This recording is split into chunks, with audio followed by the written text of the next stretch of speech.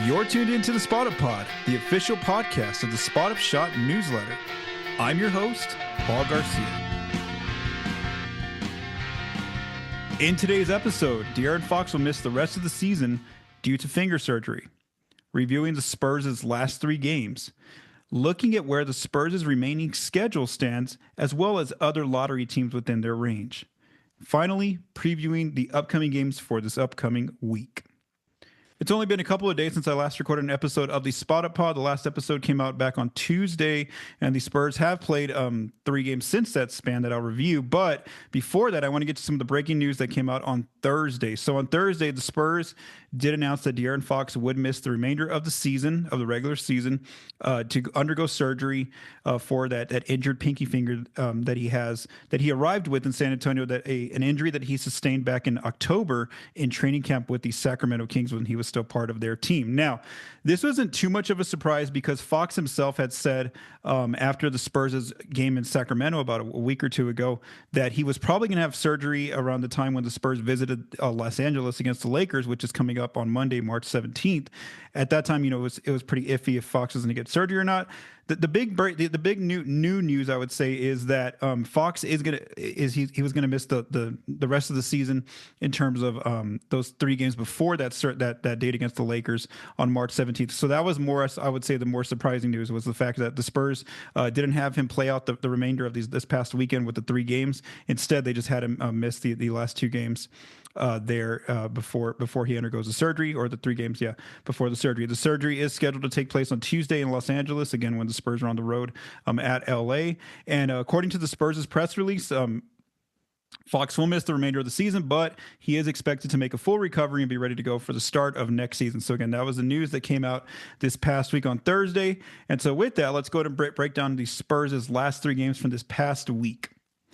Let's go back to Wednesday. The Spurs were hosting the Dallas Mavericks for the second time after the Spurs had lost a game to Dallas on Monday with just 8 players. Fox was still available for this game. The Spurs were favored by 6 because, again, Dallas was down to, I think, 9 or 10 players only. Basically, it was close in the first half. The Spurs got some separation, though, in the third quarter.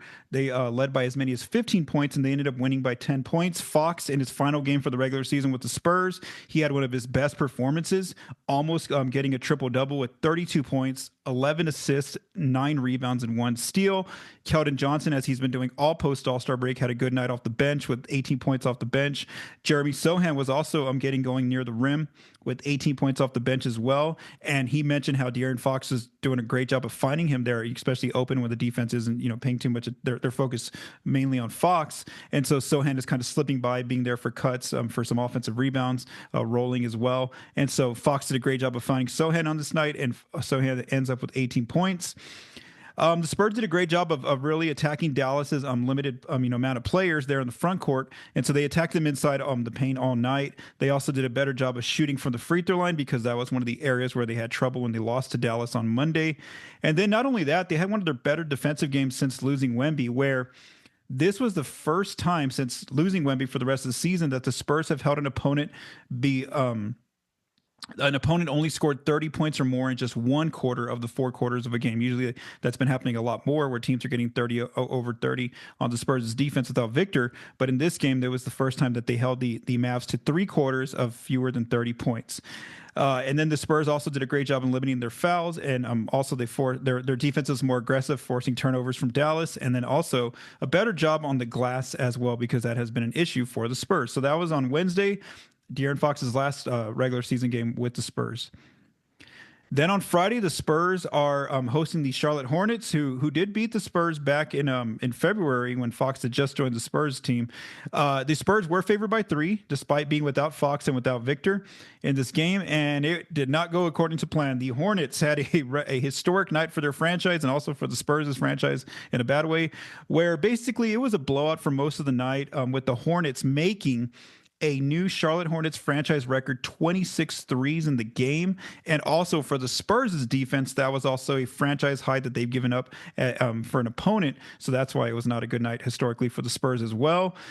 Basically, by halftime, this one, the Hornets had made 18 threes, which tied the NBA record for most threes made in the first half.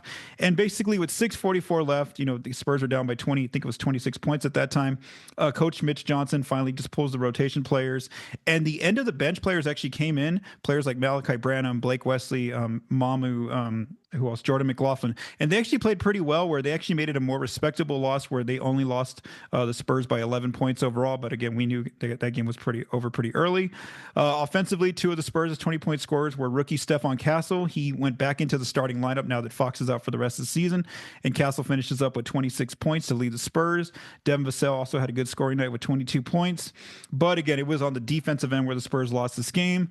LaMelo Ball, Josh Green, and Nick Smith Jr. all made 6 or more threes in this game. And not only that, I mean, the Hornets just got a lot of threes, where 59% of their threes were shot wide open in this game. And the Coach Johnson mentioned how the Spurs just weren't physical enough. Stephon Castle mentioned how the Spurs just didn't close out well enough, and that allowed Charlotte to get into a good rhythm early. And they obviously, had a historic shooting night. I mean, aside from just, the Spurs leaving them open, they just made a lot of threes. I mean, they were taking some deep ones too, like 36, or not 36, like 26, 40, 30 feet away from the basket at times, and they were still going in. So again, just a historic shooting night for the Hornets. And the Spurs' defense, again, could have been a little bit more physical, and they weren't. And again, their defense led to that loss against the Hornets. So the Hornets end up sweeping the Spurs this year. San Antonio goes 0-2 against Charlotte. Then let's go to Saturday, the most recent game. This is the second out of a back-to-back. The Spurs are at home still. They are hosting the New Orleans Pelicans for the final time this season. The Pelicans, I will say, were favored by 2. They were without Zion. The Spurs, of course, were without De'Aaron Fox and without Wemby. But the Pelicans did have Trey Murphy III. They did have CJ McCollum as well out there. And so basically this game was close throughout. But then in the third quarter, fueled by Keldon Johnson and Jeremy Sohan, the Spurs put together a 17-0 run with their bench group. And that ends up getting some separation away from New Orleans, where the Spurs go into the fourth quarter with a 9-point lead. The Pelicans, though, do battle back, and they get it down to crunch time with 4 minutes left. At one point, the Spurs are only leading by 2 points. CJ McCollum has a 14-foot pull-up jumper that he takes against the Spurs defender. The shot goes out, which would have tied the game. And then on the next possession, the Spurs run some offense where they're trying to get Kelly Olynyk, New Orleans' big, switched onto Stephon Castle in isolation. Castle gets the switch, but instead of attacking Olynyk inside, he ends up taking a step-back 3 that misses. But Keldon Johnson makes a big play here. He gets the offensive rebound off Castle's miss. Keldon finds Devin Vassell. Vassell now gets Kelly Olynyk in a switch again, and this time Vassell takes the pull-up 3, and he makes it to give the Spurs a 5-point lead. From that point, it basically became like the Spurs making free throws down the stretch, the Pelicans making a few buckets here and there. And so basically the Spurs did hold on there to win by 4 points. One thing that we're seeing the Spurs do in some of these close games is that they are letting the younger players who are going to probably be around for the next few years here on the team, they're letting those players close out the game. So what the Spurs did was when crunch time first happened, Chris Paul was in the game. Then quickly Paul exited the game, so that way Castle could come in, close out the game. Julian Champagny, Devin Vassell, Sohan, and Keldon. So the younger players ended up closing out the game with Paul on the bench. And not only that, Harrison Barnes was having a good scoring night, but the team didn't bring him back in crunch time as well to allow the younger players to see if they hold on for this win. They were able to make the plays down the stretch, and they ended up getting the win. So again, it was more so a learning experience for the young players to get that win in crunch time. Devin Vassell leads the team in scoring with 22 points. Harrison Barnes, like I mentioned, had a good scoring night with 19 points. Keldon, of course, off the bench with 19 points, especially shooting the 3-ball well in that game. Stephon Castle gets the start, ends up with 17 points. Jeremy Sohan as well, 14 points. Julian Champagny, 12 points, and then Mamu, 10 points. So obviously you heard me read a lot of bench players there. It's because the Spurs' bench did a great job where pretty much all of New Orleans' main scoring came from their starters. They didn't really have a bench to go to, whereas the Spurs did. They had multiple players get over 10 points off the bench. And so the Spurs' bench ends up outscoring the Pelicans' bench 55-24, and that was a key difference. The Pels didn't shoot historically like the Hornets did, where the Spurs did a great job. They were more physical there on the 3-point line of running the Pelicans off the line and making them closing out well, and so the Pelicans didn't get as many looks as the Hornets got against Spurs' defense. And then not only that, the Spurs' defense was just more aggressive in forcing turnovers from the Pelicans ball handlers, and then also the Spurs did a great job on the glass of taking care of the glass, and that's kind of what it comes down to a lot of times is the Spurs winning the glass, the rebounding battle, and then also being more aggressive defensively in forcing turnovers. With all the injuries that the Spurs have sustained, especially to like Wemby and Fox now for the rest of the season, some other players have been getting more minutes as we've seen the rotation, and those two players are Blake Wesley and Sandro Mamukelashvili.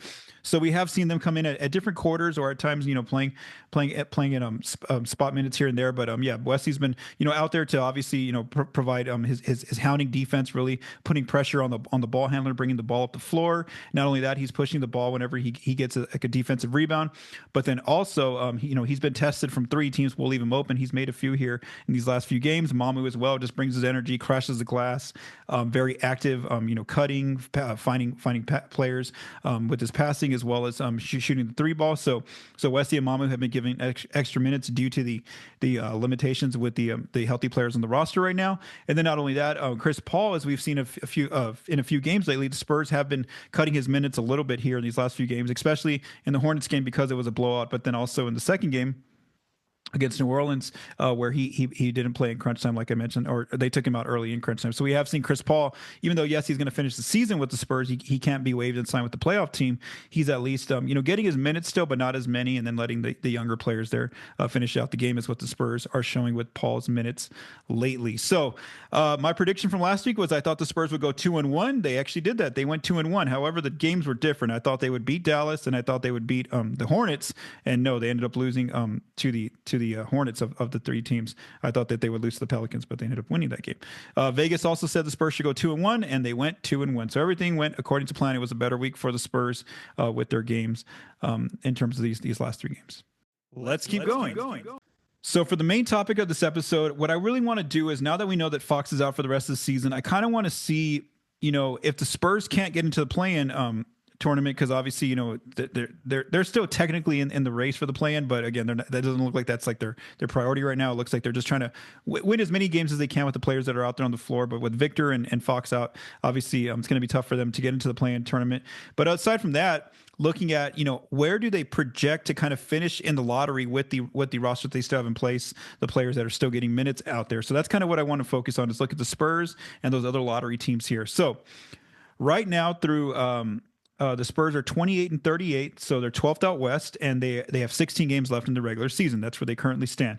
Now, like I said, they are still technically in the play-in race because they're just 4 games behind Dallas, who has been decimated by injuries for the remainder of the season, it looks like. So again, they're just 4 games behind Dallas, who is 10th in the play-in race, and they're just 2.5 games behind the Suns, who are actually trying to win games, but they're just all over the place. The Suns are not, they're just struggling as a team. It's more a chemistry issue than anything with them right now.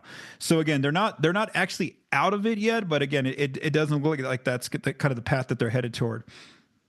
I do want to say though, had Wemby not had the blood clot issue, and had Fox not undergone the surgery, I think if Victor and Fox were actually healthy right now, I think that the Spurs would do a great job right now of making the play in, because just the situation right now with the 10th seed basically up for grabs, with Dallas struggling as well due to injuries. But I mean that's what happens, and so the Spurs do have the team that they have out there now. According to ESPN's BPI model, they don't see the Spurs as a play-in team or a playoff team. They basically give the Spurs a 0% chance. And these numbers were updated post the Spurs losing Fox. So again, right now the math models don't see the Spurs getting into the play-in tournament, despite how much Dallas is struggling out there. So that means that if they're not getting into the play-in tournament, they're going to be a lottery team. So that's kind of where I want to focus now. So here is the lottery order as of Sunday afternoon, about, I would say, 1 p.m. Mountain Time. So again, some of these teams that I'm going to mention are playing on Sunday, so their records might have changed by the time you hear this. And so here are those teams where everything stands. The Spurs right now in the lottery order, after getting the win over the Pelicans, they are 10th in the lottery order, and they are 4-6 in their last 10 games. So playing about winning 40% of their games lately. The Bulls are actually playing well. The Bulls are 9th in the lottery order, and they are 6-4 in their last 10 games. They are the Spurs are 0.5 games ahead of the Bulls. The Portland Trailblazers are 8th in the lottery order. The Spurs are also zero point 0.5 games ahead of the Blazers. The Blazers, they were playing pretty well in February, but now they've kind of slipped a little bit. They're 4-6, just like the Spurs in their last 10 games. The Toronto Raptors are playing better basketball. They are 7th in the lottery order. They have a pretty decent lead in front of the Spurs. So the Spurs are 4.5 games in front of Toronto, who are 7th. But the Raptors are playing good basketball. They're 6-4 in their last 10. The Philadelphia 76ers are 6th in the lottery order. They are the Spurs are 6 games ahead of them, and they are struggling. They are 2-8, and that's kind of in a way on purpose because they need a tank.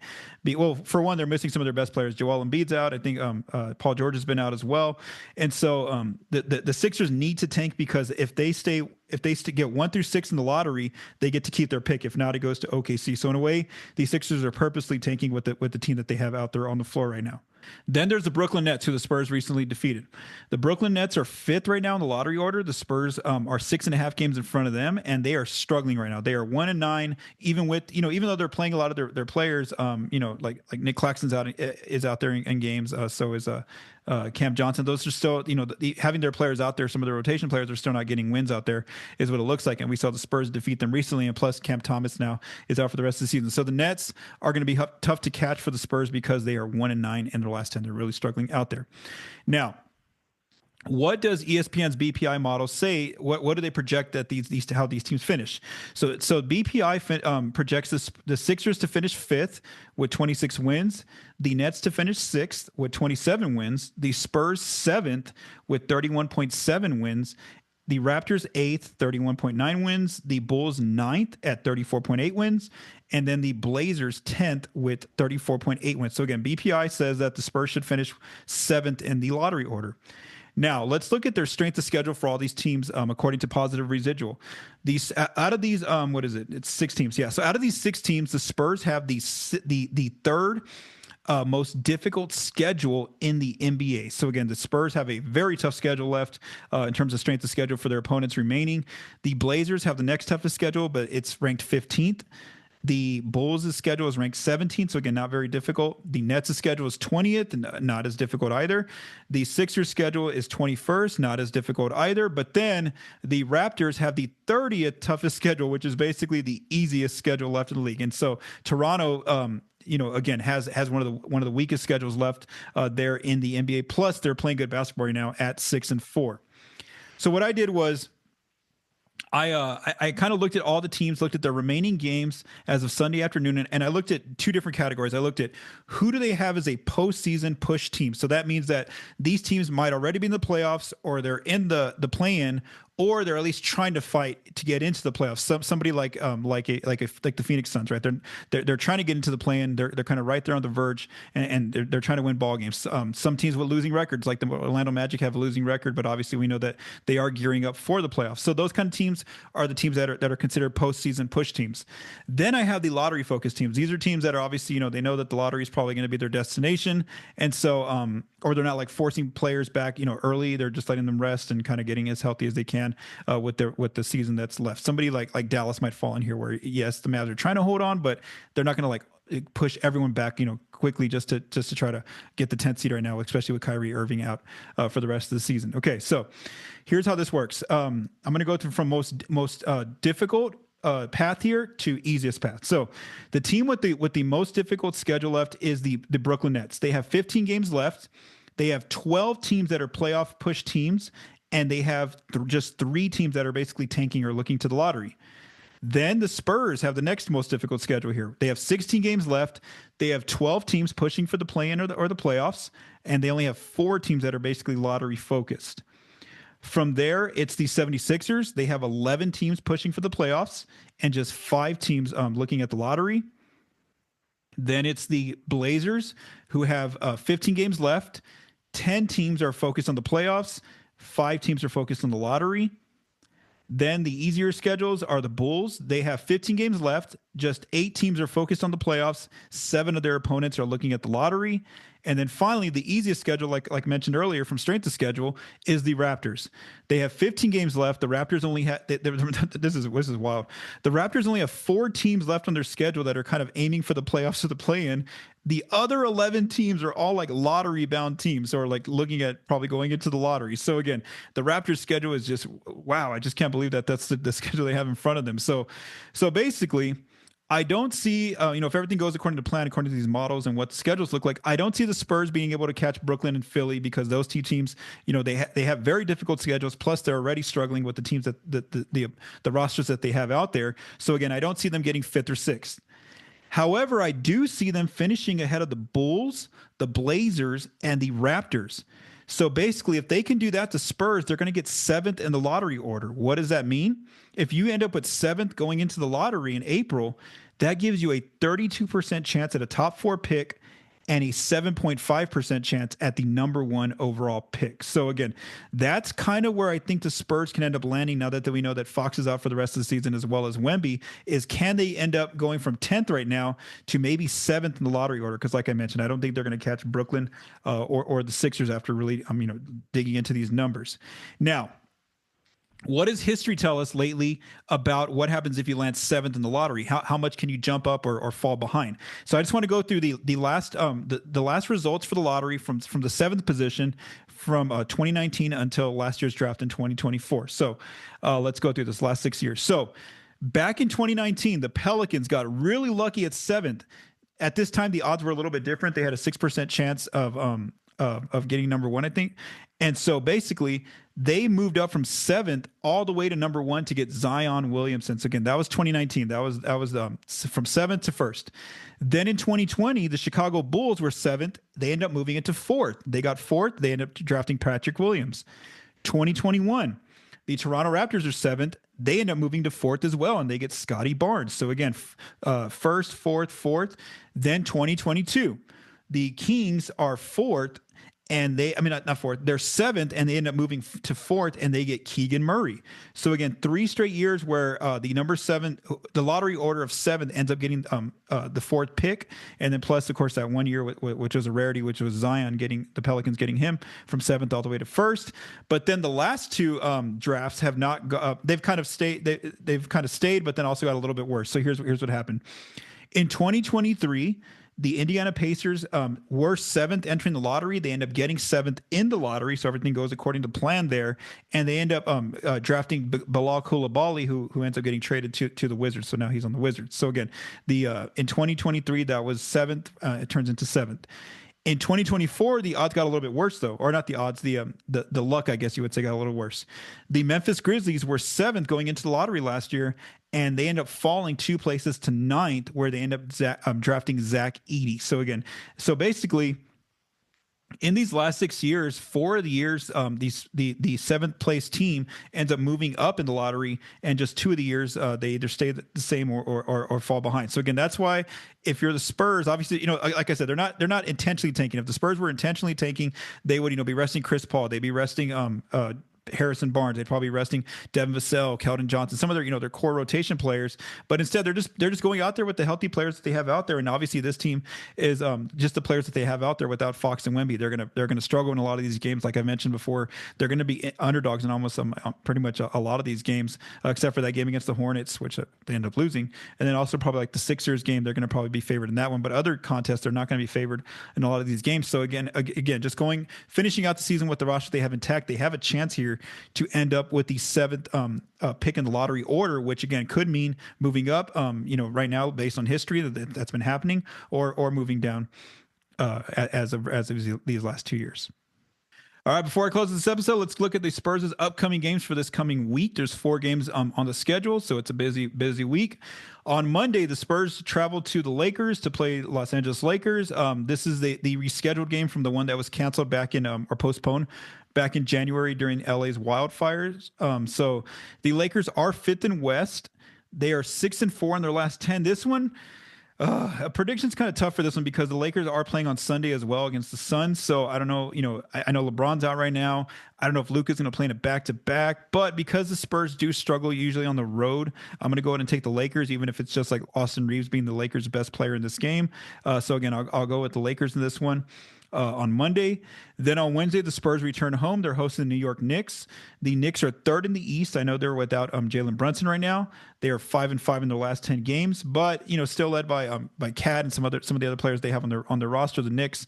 I'm going to go ahead and say the Spurs lose this game, so a loss for San Antonio. Then on Friday, the Spurs host these Philadelphia 76ers, who I mentioned are really struggling right now, and they're almost like tanking on purpose just to keep their pick. So the Sixers are 12th in the East. They're 2-8 in their last 10 games, really struggling. So I'm going to go ahead and say the Spurs win this one, and I do think the Spurs will be favored in this game as well. And then on Sunday, the Spurs are traveling on the road to another country, to Canada, to play the Raptors. The Raptors are 11th in the East. Like I mentioned, they've been playing much better basketball, 6-4 in their last 10, and they have one of the easier schedules left in the league. And so I'm going to say loss just because the Spurs are on the road, and against Toronto's been playing better basketball out there. So this week is going to, if the predictions go according to plan, this is going to be a tougher week for wins, where the Spurs are going to go 1-3 according to my prediction.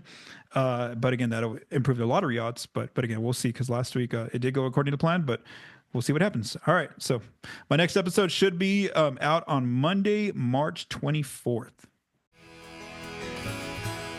Thank you for taking the time to listen to this episode of the Spotted Pod. If you like what you heard, please subscribe and leave us a rating on your favorite podcast apps and our YouTube channel.